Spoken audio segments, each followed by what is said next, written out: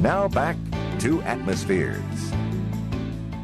All right, Jim, here's one for you. All right. Contrary to popular belief, the U.S. Postal Service has no official motto.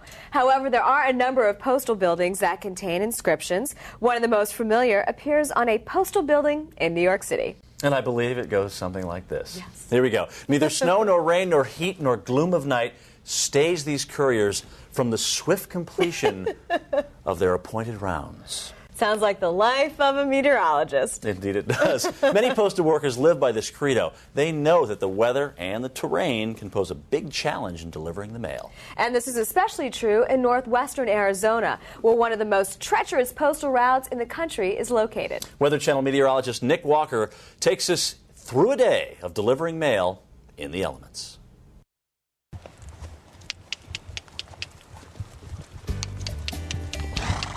Charlie Chamberlain isn't your ordinary mailman.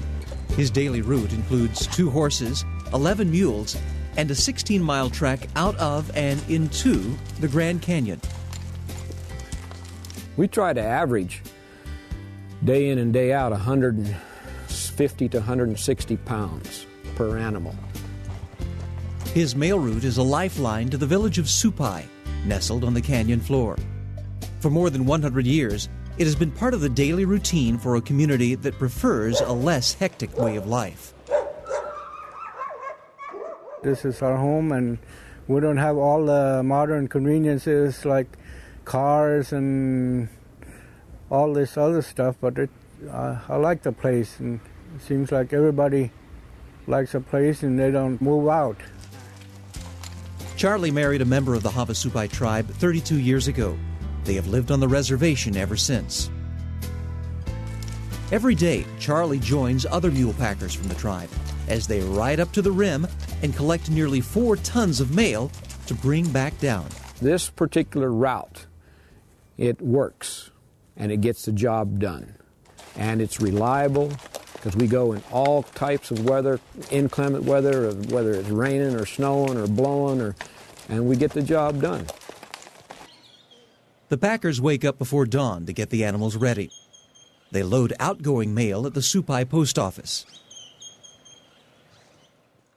It takes them 2.5 hours to reach the top of the canyon, 8 miles away. At a place called Hilltop, they rendezvous with a delivery truck filled with packages for the village. Those packages have quite a journey before they ever get to Hilltop. They come from the Peach Springs post office, about 70 miles away. LEROY HURST and his staff also begin work at sunrise, organizing the mail. All the goods that goes down to the Supai village goes through my office. Chaos. It's more than magazines and letters. Because there is no easy way to access the village, the Havasupai rely on the post office for just about everything. If you live down in the bottom, you have about 130 miles to go to any large supermarket. No such thing as a Circle K or a 7-Eleven or Jack in the Box. Cartons of milk, boxes of potatoes, even ice cream gets weighed and stamped. In Peach Springs, they have a walk-in freezer. I think it's the only freezer in any post office. You have one to the store and one to the lodge. The clerks in Peach Springs label the boxes with the intended destinations: the village store, the cafe, the school, the lodge. To keep with the post office motto of going every place, every day, this is still our most economical way to get the mail down to the people in the bottom. While the clerks ring up the postage, Hank Delaney loads everything onto a truck bound for Hilltop. It's a journey that can be just as difficult as the trek into the canyon. The roughest thing is driving in the snow. I hate it. The South Rim averages about 60 inches of snow a year. Sometimes the roads are impassable. Hank remembers one time when he tried to make the trip despite the dangerous weather. I was driving along about 50, 55 miles an hour and on a level plane of road going down a slight grade hill, and I had lost control and the truck just started going sideways, and I rolled the truck whenever we hit the bank 2.5 times, and I've been pretty scared of driving in the snow ever since. When Hank pulls up to Hilltop, Charlie and the other packers help him unload. Then they spend about an hour strapping boxes from the truck onto their animals. Find something that'll weigh 448 postage. The trick is to keep the weight distributed evenly so the mule won't be thrown off balance. But when Charlie faces unusual packages, like a washing machine or a Christmas tree, he doesn't flinch. As long as you can get it in a box or it's not, too heavy, we can get her down. We can pack her.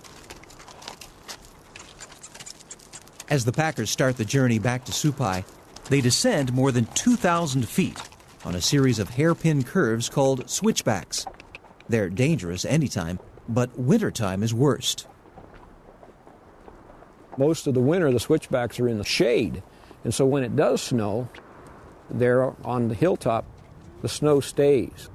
And then, probably for a good 100 yards there, you got snow and ice, and you're slipping and sliding going down that narrow trail along the, you've got drop-offs 100 foot or even more in places, so. Come on, get up. The animals know the trail, but their safety isn't guaranteed.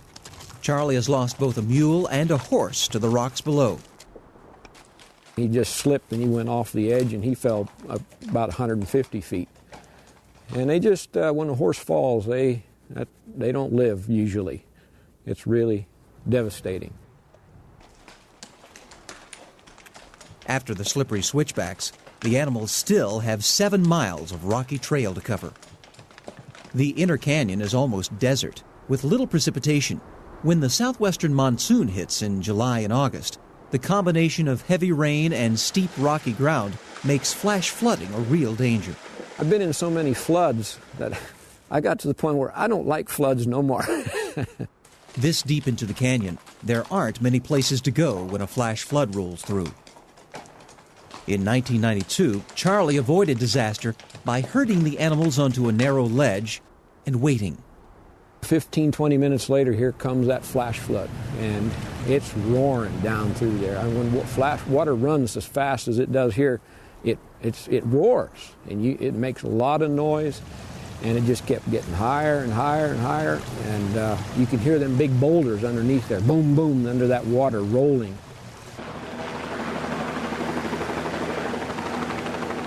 During emergencies, helicopters fly to the village to pick up people or drop off supplies. But the tribe prefers the mule train for daily mail. It's less expensive, and it provides valuable jobs for a village where work can be scarce. The mail train, they employ tribal members, and they help to bring in the revenue for their families. It just gives everybody a job and puts people to work. Some members of the tribe still look at Charlie as an outsider. But Charlie considers Supai home, and he hopes to pass on his knowledge to his assistant, Sun Eagle Ukwala. I'm really impressed with him, and I'm real pleased with his work. He's got a lot to learn, but he's willing to learn. And that's hard to find somebody like that, especially at his age today. Genuine U.S. first-class mail. In a world of internet, email, and pagers, it's hard to imagine a place like Supai. But for the people who live here, it's hard to imagine anything else. We're put here by the Creator, the Great Spirit, to take care of the Grand Canyon like it has taken care of us. So in turn, we take care of the Grand Canyon by protecting the natural resources and the springs that come out of the earth. So the century-old mail route continues, with no end in sight. It is an essential service that we provide for this community. Anytime you love what you're doing, it's not work. The canyon's always changing with the different seasons and the lighting. And so, I'm really blessed in that way. Really am.